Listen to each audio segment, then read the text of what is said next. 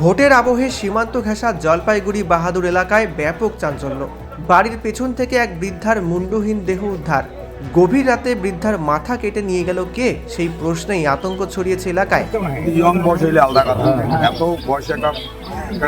জানা গেল মহিলার নাম সামিজা খাতুন। স্বামী আকবর আলী প্রয়াত হয়েছেন আগেই।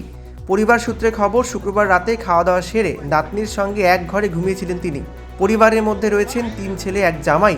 2 ছেলে পাশে আলাদা বাড়িতে থাকেন, আরেক ছেলে জামাই শাশুড়ি একই বাড়িতে বসবাস করতেন বলে খবর। শনিবার সকালে রোজকার মতো মাকে ডাকতে যান ছেলে, কিন্তু ঘরে তাকে দেখতে না পেয়েই শুরু হয় খোঁজ। কিছুক্ষণ পর বাড়ির পেছন থেকে ওই অবস্থায় দেখা যায় সামিজা খাতুনের দেহ। ঘটনা জানাজানি হতেই এলাকায় ব্যাপক শোরগোল পড়ে যায়। পুলিশের প্রাথমিক ধারণা, ধারালো অস্ত্র দিয়ে গলা কেটে কেউ হত্যা করেছে বৃদ্ধাকে।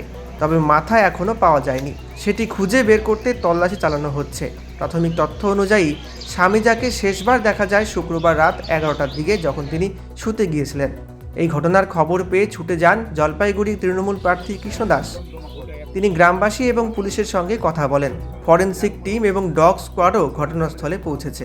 না বাড়ির টাকা আছে, না পয়সা আছে, না ধন আছে, না সম্পত্তি আছে,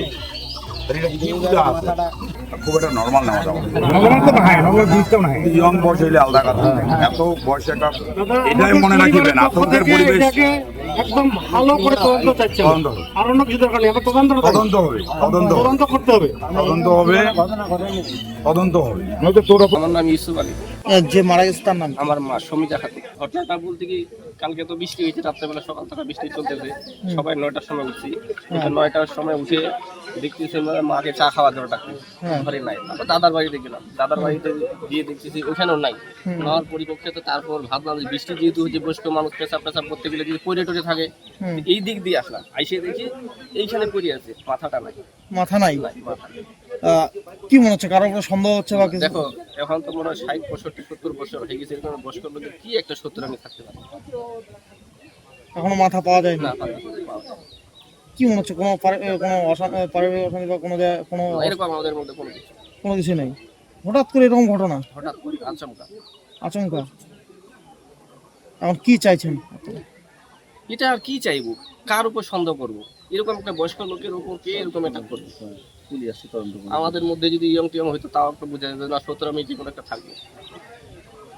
এমনকি মানে যে দোষী তার বিচার চাইছে নাকি? অবশ্যই বিচার চাই, যে এরকম করলো তার বিচার চাই। আরো পরিমিত করতেও পারে এরকম কিছু জায়গায় যেহেতু হচ্ছে ঘটনাটা।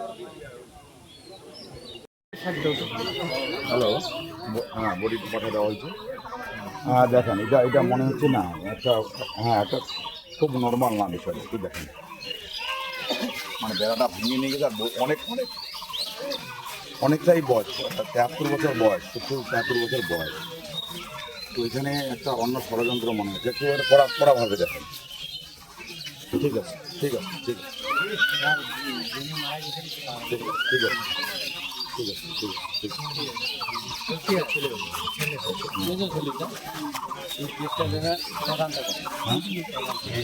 কথা হয়, অত চিন্তা করেন না। ভাই নেবে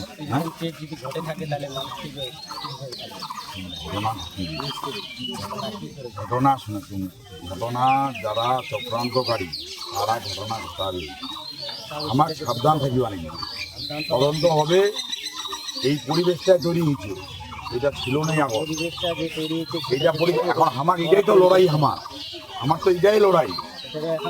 আজকে একটা 70 বছরের 73 বছরের মহিলা, না বাড়ির টাকা আছে, না পয়সা আছে, না ধন আছে, না সম্পত্তি আছে, এটা কি পূজা আছে? কি পূজা আছে? নজর ধন সম্পত্তি আছে না, নগদ প্রেম ছিল, বয়স ছিল, যে না জান বয়স এত কারণ ইয়া ছিল, এটাও না হয়। আর এটা কি পূজা আছে? যে আতঙ্কের একটা পরিবেশ তৈরি ছিল, এটা পূর্বা দেওয়া যাবা না।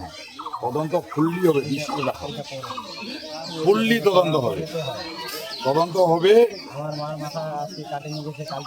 ঠিকই আছে। আমার জন্য সতর্ক করে যাও, অনেক এলাকার বাইক ছাড়িয়ে দিয়েছে, বাইক বেনামি বিহারের উত্তরপ্রদেশের বাইক। আজ ক্রান্তির 2টা তোর খেরিপুঞ্জি জ্বলা দিন, 2টা খেরিপুঞ্জি জ্বলা দিন। যার জন্য আমার সবাইকে সতর্ক আছে, যদি আননোন লোক দেখেন বাইক দেখেন এরকম বাইরের নাম্বারে আটকাও, মারি ফেলান না। ওইটা যা আছে তদন্ত করেছি।